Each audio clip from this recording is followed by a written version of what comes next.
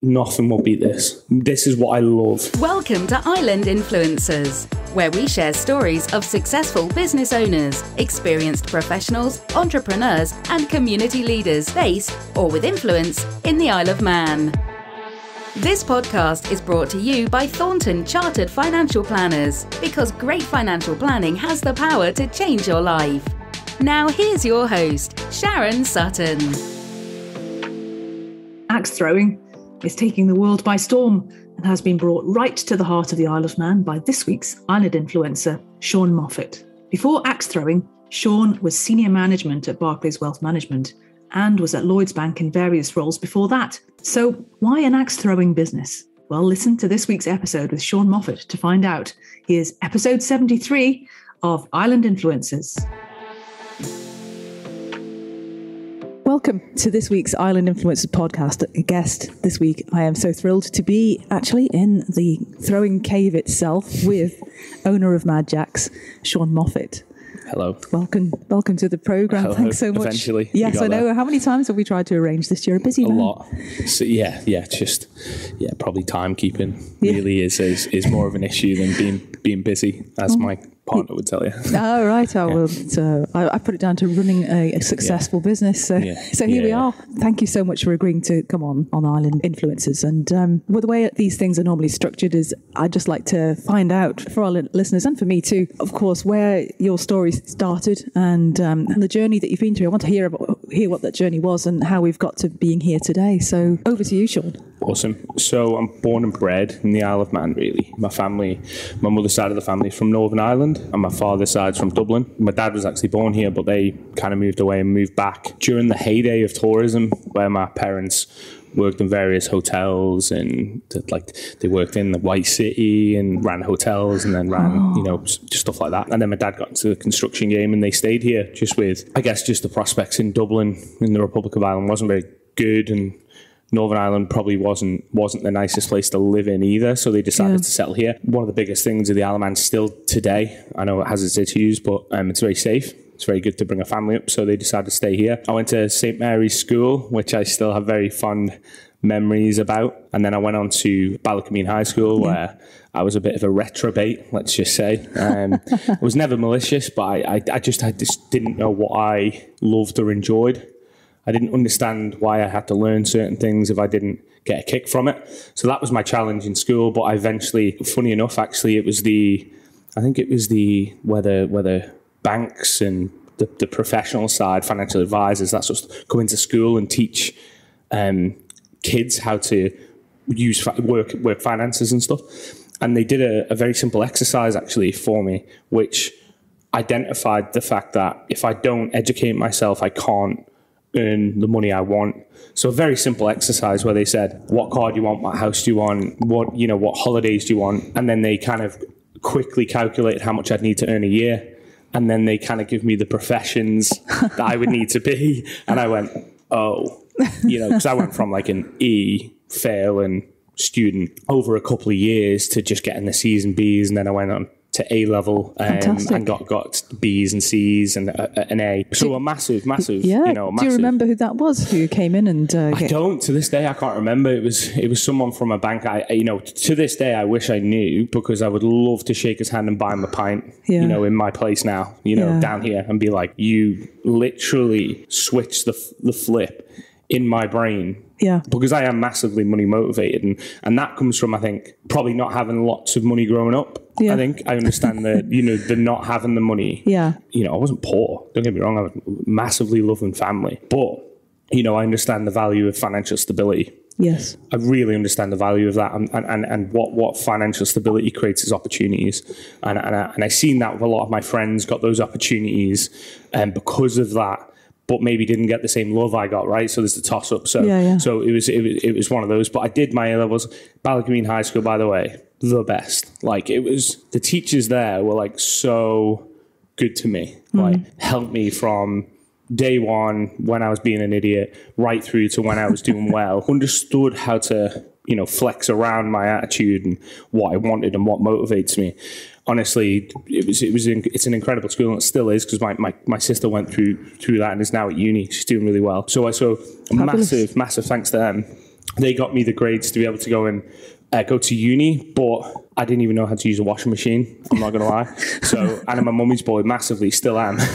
But I decided not to go to uni. I don't know whether I bottled it or whether I just knew it wasn't for me. What were you going to study? I was going to study ancient history. Right. Yeah. Oh, I love history. Like, right. History's if I ever have enough money to retire, I will literally just go around the world to museums and historical sites and do some digs and stuff, because it was archaeology and ancient history is what I loved. And Mr. Watson at school at Ballycameen was the guy who really got me. Isn't that great? Got me into it. Yeah. So I did classical civilization at school, which was amazing. And that is something that I still study today. I still listen to podcasts on ancient history and stuff like that. It's a great place, of course, to be able to follow that. Yeah. I mean, like, you can't look anywhere. You can't look anywhere, now on Netflix and without seeing a Viking documentary or a Viking, series or whatever it is. So the Isle of Man's just like, Viking Central, wasn't it? Like ridiculous. Not that you'd know from our tourism. No, and it absolutely is. And we're working on some projects, which we can speak more about with the Manx National Heritage. Great. On doing something where we take lanes to a castle where we do stuff there. So, but yeah, that's going to be really cool. And it's going to be a really cool atmosphere. But smashing. You're answering all my questions to the whole sort of framework in one go here, Sean. And that's another thing I talk too much about. No, not at all. So tell me, when you decided then you made that decision, you weren't going to go to university. Yeah. What happened then? So it was kind of like and I think I see my sister go through this, and I've seen countless students go through this, and it's an issue that needs to be looked at. Uni isn't the answer to everyone and everything. It just isn't. Like, it's okay, you're in good company. I didn't go to university either. And sometimes, like a lot of my friends are graduates, and you go out for a beer with those guys, and I've got A-level standard education. I haven't got anything above that. I've done some professional qualifications in banking when I went into banking, but I used to feel maybe I was a letdown. Maybe I shouldn't be sat around this table. Gosh. You know what I mean? I do. Absolutely do. Yeah, and I can totally understand that when you're sat around, because I used to deal with high net worth clients in the bank, which I'll get onto in a sec, but where were you educated? What, and I'm like, I just grafted. Like my education is hard work. That's like, I got that from my parents, and it, in my experience, not always, but hard work beats talent, or like 9 out of 10, it just does. Oh, there's that book by Matthew Syed, isn't there? Yeah, I've read that. So, and also, getting the right habits in order, which again, there's another book, Atomic Habits. Like, definitely read that. I think half the Isle of Man has now, because it's so influential. Or definitely the business community, small business community. I read it about 4 or 5 years ago, and it changed my life. But I decided not to go to uni, and I went straight into Lloyds Bank, which again, big shout out to Lloyds Bank. The managers in there were tolerant of me, because every single one-to-one was, how can I get better? What exam can I do, or what can I go and experience, or what can I do to just make more money? How do I go up through the ranks? So I was constantly biting at the bit. And then I was the youngest Band 5 upper in Lloyds Bank International History, which was quite cool. Yeah. But every single time I got a promotion, it lasted a week. And I was like, I'm bored. Like, right. I'm so bored. Yeah, like, I'm so bored. The clues out here sounds like you might not be in the right career. Yeah. So, it took me 10 years to realise that, but did it take me 10 years to realise it, or did I need those 10 years to actually get my mind in the right place? And because I'm not, how to say it? I'm pretty streetwise, but I'm not a quick academic learner. It takes me a long time. I'm a natural people person, but when it comes to complex problem solving, it probably takes me a little bit longer than most people, I would say. I really need to analyse it and look through. I need to look at something 5 times rather than twice to really understand it. Yeah. So Does that make sense? Yeah, no, absolutely. But I'm interested to know, during that 10 years, what did you learn about yourself? That I can't stand being told what to do. Yeah. Right. And let me just caveat that. So I absolutely can be told what to do. I have an issue with getting told what to do, but I can be advised. How you're told, you mean? Yeah, absolutely. So I do not fit an autocratic, hierarchical structure. Maybe that says more about the leadership style of your team leaders. Yeah, they were great, but they were a product of their surrounding. These guys have been in the bank 30 years. Right. You know, you become part of the Borg, you get assimilated. You do. Like, and I was at the point where I loved Lloyds and it was great, but I just had I was looking around the boardroom and going, do I want to be any of these people? And like, being honest, like, they're good people. They're not my people. I grew up with grafters around. I grew up with just grafters around me that were using their hands. Oh, yeah, different type of graft. I'm not saying there's there's graft. Of course there's graft. Like, yeah, I remember from my days at Barclays, that was graft. But different type. I know what you mean. But it wasn't though. Do you know what I mean? Like, you know, for example, I'll give you an example. So, ringing the facilities guys to move a box on the floor, and I'm looking at them going, like, it'll take you 5 seconds to move it yourself. You know what I mean? Like, that, I guess that get up and go was drained out of them, and I could see it. And I didn't want to be in that position at that age where I had a family and kids where I couldn't leave then. So I actually got asked to go for an interview with Barclays. So, and I went over there and was a Premier Relationship Manager. So I was at Lloyds for 7.5 years. It was great. Did loads of stuff, literally from counting checks up to dealing with, you know, credit cases and businesses and commercial loans and stuff like that. And then I went to Barclays and just dealt with Premier clients. During my sort of tenure there, I kind of realized that there was a common factor with all these people who have got money, which is they put the middle finger up to everyone and did what they wanted and done that with respect. But they just were they were mostly all, I've inherited money, which was a small percentage. Most were self-made, which was really interesting because I always had this chip on my shoulder, as we discussed before, that the Isle of Man, a lot of people in the Isle of Man have is, you know, why can't I have that? Well, I mean, Max Crab. Yeah, it's often referred to, isn't it? I used to look at people and be jealous, like, hand on heart. I was egotistical and jealous, going, why do they have that when I don't? Well, go and do it. Yeah. Go and put yourself in a vulnerable position. And I hated putting myself, I still to this day, it's a daily struggle for me to like keep my diet right or keep my training right or not be, instead change that mindset to say, reach out to them and say, can we work together? Like, and put yourself in that vulnerable position. Yeah. Because it is vulnerable. It's you know, you're putting yourself to them. And, you know, 9 out of 10, they could, you know, over here, unfortunately, a lot of people do turn around and go, no, like, we're, you know, no. And it's like, but yeah, you don't understand what collaboration can do here. Absolutely. You could take it to a different planet. Yeah, we were talking about this earlier, weren't we? If you're more successful, your suppliers are more successful. We're still talking about the team. We had a great team night out. It was actually our Christmas do, but we had it at Easter. For one thing and another, it got delayed. And the team is still talking about the axe throwing because it was such fun. Yeah. And, you know, the sort of goodness and positivity you can bring to the community. You know, if everybody's happier and more confident, then you can't help but be more successful. If you're successful, so is everybody else. And that's the idea of this podcast, actually. So people don't understand like what the possibilities are of it because it hasn't been properly done yet. You know what I mean? Mm-hmm. Like if you look at, and I'm sure there's issues somewhere like the Baltic Market in Liverpool. I'm sure there's still that bar annoyed that bar, and I get that. But they're in this one space where everybody thrives if you're in that space, which is really a really interesting thing for me. Because the Isle of Man is such a small area and everyone was fighting for a very small demographic within our market, not within, obviously, you know, you could do international financial advisory and stuff, I get that. But here, we're all trying to get the same demographic because we've got an aging demographic and there's only really one demographic that has money to spend. The young ones tend to spend in seasonally because they leave and go to uni, or they just leave. They just leave and don't come back. Yeah. So, how many of your friends from sixth form came back to the Isle of Man? I would say less than 5%. Yeah.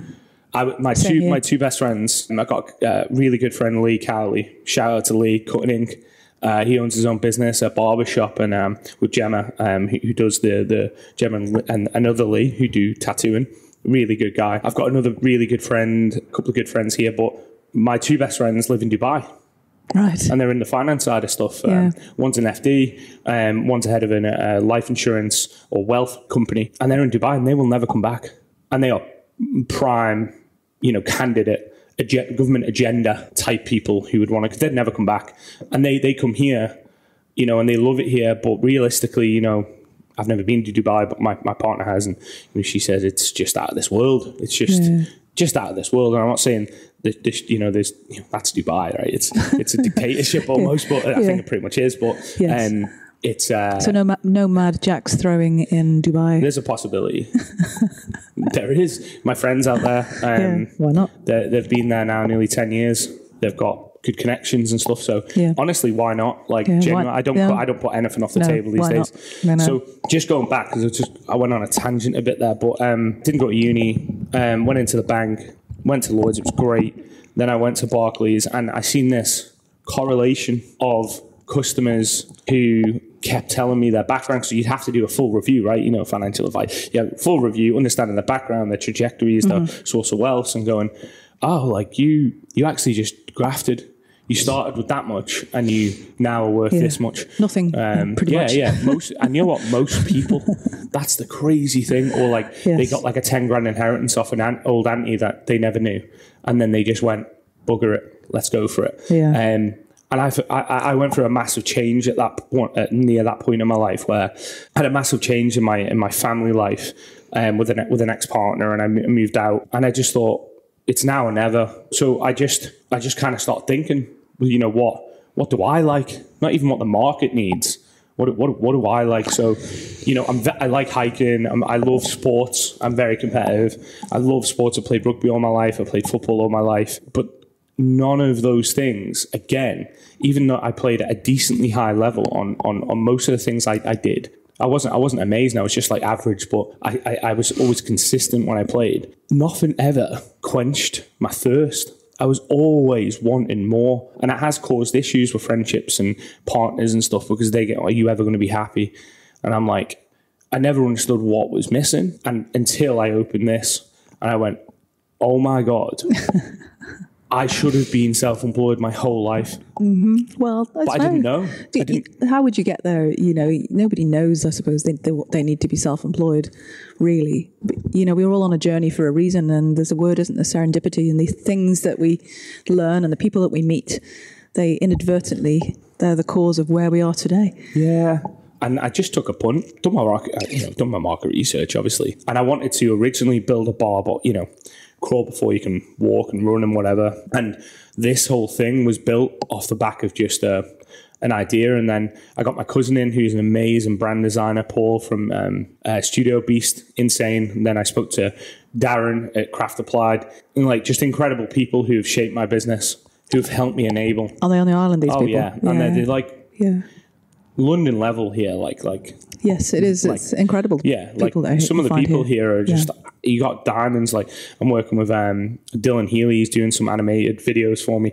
By the way, for a fraction of the price he would normally charge. And big shout out to Dylan, because he wants to see the Isle of Man grow. Yeah, people do, and I'm slowly gathering that group of stakeholders and collaborators that we're going to be a force to be reckoned with, because they're the best in their field. People like Dario Leonetti, for example. Yes. And there's too many people to mention, David Lovelady, who's going to come and take photos of our craft beer Derivco event on their roof at the end of this month. Fabulous. They're just amazing people who have the same mindset. We're going to beat the naysayers and the crabs. We are. Because, you either kind of want to collaborate, because that's the only way this market survives, the Isle of Man. Because without collaboration, this market will die. It will. The hospitality sector will be gone. Yeah, it's all about goodwill, isn't it? Oh, absolutely is. Yeah. So I think people need to step up and hear this. And I'm not going to ask the government to, because we tell them. But we pay them anyway. Yeah, we tell them. Yeah. And they're not doing enough. They pay out when everyone's dying. Mm-hmm. Well, how about you pay out and really stimulate something, talk to planning, talk to building, get things changed, get things done, to really start something here, and just put your money where your mouth is. I'm not even asking for money, just enable us to do stuff. Yeah. With building control and that, you want to see the issues I had here with building, it's just ridiculous, Yeah. The money I had to overspend into it was insane. That's another story, but well, you're going to put axe throwing over the door. It's going to raise eyebrows, isn't it? Yeah. So where did the idea axe throwing come from? I watched a video about 7 years ago of some guy in Canada. I do this. This is me. So when I was in the bank, I was so bored, I'd stay up late. That's when I know something's wrong in my life, when my pattern goes, my routine goes, and my habits go. So I was like staying up late and I was flicking through YouTube, like random stuff. I love orca whales. So I was looking at orca whales. And then this thing randomly came up with this Canadian axe-throwing joint. It was like there was only like 4 in Canada at the time, like 7 or 8 years ago. So it's only a recent phenomenon. It's grown exponentially. It's massive. And I was like, what? I was like, that is so up my street. Like, I love anything like darts, pool, like anything I can throw, I'm all over. Do you know what I mean? So I was like, that is really cool. And then I just built a business plan that night because I was bored. And I just built a business plan until 3 a.m. And I went, oh, because I looked at their pricing structure on their website. I scoped them out. And I went, this is achievable for what I thought minimal startup costs. And then I thought, what about a bar next to it? I thought, that's not possible on the Isle of Man. It's not possible. And here I am 3 years later with an axe-throwing place, with a bar, separated because legally they have to be. Yeah. But yeah, I achieved something that every single naysayer in the Isle of Man said I couldn't, and it feels good, and it works, and it's safe. Yeah, people don't think it is, but it is. Yeah, I've been twice now, and it's great fun. Yeah, it was a really good night out. So that was it. Genuinely, like, people kind of. I went out. I did go out and throw an axe a few times, and I got my dad to, because my dad's a builder, so he built an axe throwing target in the back garden, and we just cracked open a few beers, and just the whole thing ignited in my brain. I was just like, "This is what I want to do." Yeah. But what I was telling myself is, I want to be self-employed, not just the axe throwing, because I've had other business ventures as well, which, by the way, have like been. Not failures. One of them has been good because we built and sold, which was really good. That's been financially really good. But one was I set up to save Mad Jacks, SDS Manx, to save Mad Jacks, where I sourced fully compliant PPE for the government because they couldn't get any from China, using an aviation company who deal with Chinese aircraft parts. So those Chinese factories just turned around in a matter of days. Crazy. Chinese are unbelievable what they can do. And I basically made money during lockdown because I was going to die. Like, I was 3 months and then straight into lockdown. 3 months open, straight into lockdown. And then I sold and broke even of what I lost over the term. I still had loads of like potential, income that was lost, but that doesn't matter. It was just getting my costs. So I broke even. So I saved myself. Yeah. So I just hustled. Which was quite fun, but that was a failure, really. So I've had a few like. I think you rarely have failures, do you? You still keep going. You learn from failures. Are a learning process, really. I would say so. Yeah, there's no failure, only learning. I do stand by that. But that business ceased to trade, and what I've realised is whatever I've done outside of this, nothing will beat this. This is what I love. I've had offers to go into other businesses and be directors for even finance companies and stuff, because I can come in and do their AML and MLRO bits because I've learned all that in the bank. I've said no, because if you don't love it, don't do it, because you will fail.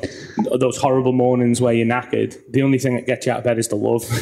It's true. The love for it will get you out. It is. And if you don't, that's it. Oh, brilliant. Oh, thanks, Sean. So, I mean, that's a really great story. So here we are today, sitting in your place. You'll have to give me a quick demo and I'll video it so we can attach it to the podcast of you throwing an axe. Okay, so for any aspiring or existing business owner or an entrepreneur, what would be your number one tip, Sean? Well, that's hard. I mean, you've given loads anyway, but there's a few. I could be hardline and say be willing to give up a lot. That's the hardline approach. Well, we're both business owners, and do you ever stop thinking about it? I cannot. Only. It's not 9 to 5, is it? If you do it on the Isle of Man, you can't ever get away from it. You have to leave the Isle of Man to get any sort of, because you will get stopped everywhere. And constant phone calls. Prepare yourself to miss special occasions for the first 5 years. And if you've got kids or if you've got a partner, they need to be understanding of it, because it won't work otherwise. Because my partner's amazing, and even then we still obviously have conversations where I have to say I cannot come to that wedding, or because of the lack of hospitality staff over here, and we're a small business. I have to be swinging spanners. I have to make sure things are going. I'd say just be aware of the time, the implications on your time, for sure, and also keep yourself fit and healthy, and which is one thing I stopped doing, and it caused issues, and I've got back into. Get yourself into regular routines, and don't break the routines. Don't break them. Don't allow anyone to break your routine, because routine is everything. Habits are everything in this game. Like, get up early if you have to, but you need to make sure that you have time where you can mentally unwind, because it is so stressful. People say, wait till you have kids. And I say, well, I'm actually expecting in October, which is cool. Yeah. But I think having a business has definitely helped me prepare for having a baby, because it is literally like having a baby. It needs fed, it needs watered, it needs attended. It costs you money. It gives you sleepless nights. My missus says it's different. My partner Aoife says it's different, but I do believe there's a similarity. So maybe dads and mums who are starting a business, go for it. You'll smash it. Like, to be fair, because there's a lot of crossover capabilities and skills. Yes. Sounds like you could write a book on the subject. Okay, so, you've just touched on it there, but what are the main challenges that the Isle of Man faces? There are so many, aren't there? Just too many to count. The things for me, skillful staff is a massive issue. People, the biggest issue, right? We're a tiny business, and the money that's only in this business is my money, right? That I've invested, and the money that I turn, and the retained profits, right? So the issue I have is that when you get a 21-year-old coming in asking for nearly 30,000, and I started 10 years ago on £11,000 a year in a bank. And then you've got an e-gaming company offering £28,000 plus benefits. Yeah. Where are they going to go? They're not going to come and work for me, because I will work them, like work. You know what I mean? On sociable hours. But they will gain a chance of buying into the company, or me investing into an opportunity for them. So it's hard. I want entrepreneurs to come and work for me. I don't want people who don't want to excel themselves, and there's very little people over here that want to do that. Mm-hmm. I will run the risk of employing an entrepreneur who I know wants to do their own thing, with the chance that they say, Sean, you've been very good to me. Do you want to invest? Or I'm going to go and do this thing. Can you help me with it? Because I'll get just either or, I'll get a kick out of it. That's one of the biggest challenges, is people who want to come and do a job for a fair price. Yeah, it's a really good, it's a really good idea, to be fair. Have you had anybody bite your hand off yet for that? I have. I've had one guy, Dylan, who's he's had the craziest background ever. He's been right at the bottom. He's now making his way up. We've had blips, but the guy has changed my business. He is Glitch Bar. Yeah. That's him. Yeah. He has just absolutely revolutionized how we do business. Even down to like the way we do the target. His brain is just on a different level. Fantastic. And I've unleashed him. I've just went, I trust you, and I've given him an opportunity to do it, and he's not let me down. And he is gold dust, though. You get one of them maybe in your whole, maybe 2, 3 maximum in your whole business life. So I'm not holding my breath for another one anytime soon. But what I would say is, anyone who's listening to this that wants to get into hospitality, who wants to work hard and excel and be given autonomy to go make decisions, come and speak to me, because genuinely what we're building right here in the next 5 years is going to be massive. Yeah. We're not just going to be on the Isle of Man. We're going to be Channel Islands. Fingers crossed we can franchise into, with the Nomads brand, we can franchise into the UK and be elsewhere as well. So there's huge opportunities coming up. But it should be really good. Yeah. Can't wait to hear it. Okay, so the hospitality sector, you reckon is a challenge in order to get the sort of people into it. I mean, what keeps landing in my inboxes are, Department for Enterprise. Yeah, that's Enterprise, so, how many job vacancies there are, and attracting people to the island. I mean, this podcast has a very wide range of downloads. So it's kind of, it's interesting to note that you struggle with, like everybody in hospitality, I suppose, with getting the right sort of people to come work in your business when they can go and work in other sectors that are also short of people. Hospitality is amazing. The problem that you've got is you've got the established hospitality brands such as like Jack's and stuff like that, who've got 2 places, that and Barbary, and then they're opening up a new place. Those guys pay really top dollar. But realistically, working in those companies is standard bar work, standard service. That's what it is. Mad Jack's is very, very, very intense. So you've got axes, you've got 85 different cocktails, you've got any one time, you've got 6 taps on the wall, all craft beers and all very different. So you've got to know all that. The types of people we get in range from kids' parties right up to corporates, private hires, netball teams, the lot. So it is so different. Mocktail making for the kids' parties. Mocktails, they've got Sonic, you've got Knuckles, you've got... So when people come in, like we've had a few people do trial shifts, and we've had about 7 or 8 people do trial shifts, and they've said, guys, this is too intense. This is so intense. And there's one lad who's came in, Caleb, big shout out to Caleb. I mean, he's had his ups and downs here. He's had his freakouts behind the bar when you've got 10 tickets on with 15, 16 different types of cocktails. And that guy smashed it. He's 21. Wow. Tom Cruise in the making. Rare dude. So there's only certain type of people that fits this business, because we expect absolute quality and we expect top level customer service. And we would rather suffer, and I would do more shifts than reduce that standard service. Yeah. Hence why, and I'll be honest with you, do we see our future in the Isle of Man? Maybe not. Mm-hmm.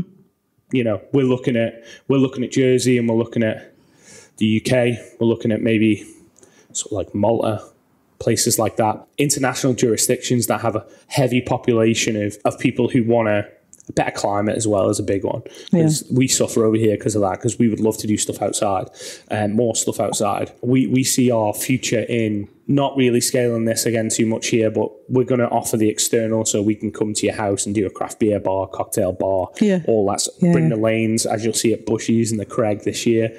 We got massive lane setups, and so that's our future on the Isle of Man. Yes. Our future really isn't. We can add food into the mix, but it's sad because I love the Isle of Man to bits. But I understand it. I really just understand its limitations. I really do understand its limitations. I look at the market and I go, I'm going to saturate this soon. We've had nearly 30,000 people through the door in 3 years. That's amazing. But that's our demographic. Yeah, it is. We've worked out 25,000 people on the Isle of Man will really want to throw axes down from the full population using the census. We've saturated it. So now we have to build a membership probably to then get that repeat business. We do get massive repeat business. We do, because we're very rare, and we're one of the only places that do what we do. I think food's going to be an element that we introduce. Like if you look at Secret Pizza Company in Castletown, absolutely smashing it. Yeah. I love that company. Like, they are the originals for me. Like people say about, the Bath and Bottle and stuff. If you look at Secret Pizza, you got the rustic. They've just introduced pasta now. They've got the rustic pizzas. They've got the music scene. Everyone gets up. They've got the nice beers and stuff. They're killing it down there. Mm-hmm. But they're in Castletown because they don't. They should be in Douglas. But I don't know. Douglas is a tough place to be now because you've got every other business trying to do the same thing. Yeah. We're very different. Every other business is trying to do the same thing. It's a joke. Yeah. I mean, you had to organise a space out the front. Oh yeah, what I mean? No, thank you. Thanks for reminding me. Thanks. A shout out to NFU Mutual for letting me borrow their parking space whilst I'm in here. They're good guys. They are, and they come here as well. But it's the having to convince people to come here on the island is a difficult one. Whether if we were in a place with more volume, we wouldn't have to do half of the marketing that we do. We have to do it. For example, we have to do an explainer video about what Mad Jack's is to make people feel safe. Well, give me the links to that video, and we'll put it in the show notes so people can have a look at it. Okay. Well, I mean, we're about there really, Sean. I mean, we've been through. I mean, I've heard about. I mean, what you've got planned next sounds utterly amazing, very ambitious, but I wouldn't put it past you, really, to be successful. Just and keep you gotta have a good look in that. So, I mean, just a couple of questions to finish off that our listeners always love. And what books have you read recently, or any sources of inspiration? What's your where do you go to in order to? You've mentioned the history stuff that you look at, but anything else? I'll park the history stuff. I like that'll bore you. It's Athenian democracy is only for a certain amount of a certain audience, but there's one. I've struggled recently because I've been under stress of passing blame mostly to Dylan. So I realised that I need to take more ownership of stuff. It's my business. Therefore, the book lands with me. Mm-hmm. No one else. Me. Do you know what I mean? Yeah. And it's how I communicate and how I organise. So I read this book called, it's a Jocko Willink, which is, he's an ex-Navy SEAL commander in the US Army. It's called Extreme Ownership. You can get it on, I can't, again, going back to, I'm pretty sure I have ADHD or something, I don't know. But I struggle reading a bock, but I can listen. Oh, okay. So I you're go on Audible. It's great. Yeah. Extreme ownership. Yeah, a little free coupon every month and stuff. It's great. So I listen. It's called Extreme Ownership. Jocko Willink. Anyone who wants to actually take ownership of what they're doing and actually understand that it's on you, just listen to it. He'll tell you how it is, and it's really good. It's been really insightful. Yeah, that's the one I would that right now, I'm halfway through. That's the one I'm reading at the minute, so it's really good. And you know, if you can, Atomic Habits by, I think is it James Clear maybe? I'm not sure whether it's James Clear. Yeah. James Clear does one, Ego is the Enemy as well, which is very closely linked. Ego is the enemy is another thing. Yes. You learn a lot about yourself, don't you? Ego's good, but also bad. And it's understanding where that, you know, because it flares up. Everyone's got an ego. I mean, most self-employed business owners have to have an ego. You have to be, an ego helps you in certain situations, but it's been detrimental to me in a lot. So I've needed to keep that in check. So ego is the enemy, and then extreme ownership from Willing. Yeah. Okay, thank you. Who inspires you? Everything I'm doing right now is to create financial stability for my family because they deserve it. Like, so my mum and dad and my sister can hold her own. Like, she's going to do well in life. She's very similar to me, but better in a lot. Very similar, but she's very, very, she understands herself way more than I did when I was her age. Very self-aware and doesn't take shit. Zero. Zero, and puts me in my place a lot. But there's a lot of love there. Yeah. What about your former clients from Barclays who were all self-employed? Self-made? Nah. I mean, I respect the you know, what they've done and stuff, but you know, people would say Richard Branson's nah. The guy from the bank. I need tangibility. Those guys aren't tangible for me. There's one book I read actually. The guy who can't remember his name. He's a ex-Gurkha. It was on Netflix, and he threw 13 peaks. What a guy he is. Nimsday. I read that book when I was on holiday recently. Yeah. Oh my God, that guy, ridiculous. You know, him and like David Goggins and stuff, amazing. But I mean, you know, the reason what inspires me to get out of bed in the morning and work hard and make money is for sure my mum and dad, for sure. Like, I need to make sure they're good. And now my family and my son or daughter that's coming in October. Yeah, that's lovely. That's really what inspires me. That's I know it's cheesy, but genuinely, ask anyone. It's not the yellow Ferrari for me. It's the it's the family. Yeah, and anyone who needs help. You know, I want to help people. Great, that's lovely. Thank you. And you got a favourite quote? Don't know whether it's a quote, but it's something I believe firmly. So you are who you surround yourself with, for sure. Someone must have said that at some point. But you are who you surround yourself with. Yeah, that's good. You need to surround yourself with people who will tell you that you are not being a good person constantly. Actually, Marcus Aurelius had that. He had a guy walking around with him saying, the Stoics. You are just I get the Daily Stoic. Yes, I do email. too. Yeah, I love it. Yeah. Brilliant, isn't it? Really, really, it's very insightful. Some of it's a bit hard read, but some of it's like, Marcus Aurelius, you know, you are just a man. Yeah, the explanation of it. And I'm not that height, but all I'm saying is level feet. Yeah. Like, I have very heated discussions with Dylan where Dylan's like, I think you're wrong with this, and this is why. And my partner, Aoife, and my sister, they're very strong women around me, like very matriarchal, matriarchal. And my mother's a very, very strong woman. My partner, Aoife, is a very strong woman. My sister, very strong woman. My auntie is a very strong woman.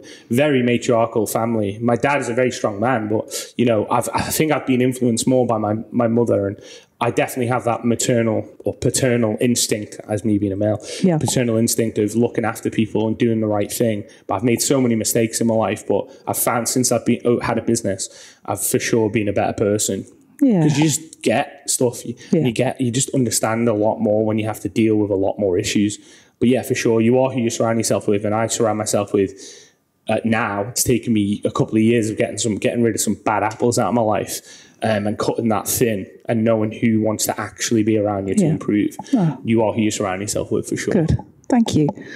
Okay. So, I mean, other than that, where can people go to learn about Mad Jacks and how to book in and find out all about you? You're pretty big on social, so... Yeah. So I do a bit on, obviously, LinkedIn. Yeah. Honestly, reach out. Just message me on LinkedIn. Yeah. I love even if it's not... You know, actually, I'm more interested when it's not about Mad Jacks.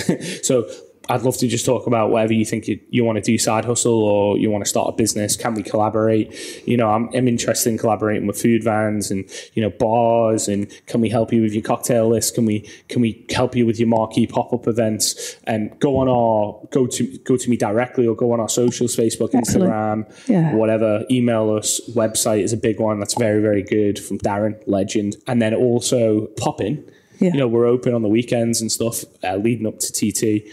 It's going to be mad in here. Yeah, it's our first TT ever. Yes, I know. Yeah. So we're just to fit this in quickly. We've got the main place open from 12 till late every day, and then we're at the Cregna Bar. We're at Bushies, and we've got the van going around the island. So fantastic. Get yourself to one of those sites because you could win a free pint for the Glitch Bar down here and win T-shirts and stuff like that. So good and TT black. Yeah, I know. So yeah, this is going to be really interesting. Yes. It's very scary. I've been very stressed. A lot of money gone into it, a lot of effort. But no, I mean that's great. Thank you very much, Sean. It's been a pleasure coming to see you and talk to you at home in Mad Jack's. I know it's not your home, but at your work home. Is. Yeah, I'm here all the time. Yeah, but thank you and best of luck for what sounds like an extremely exciting future. Thank you very much.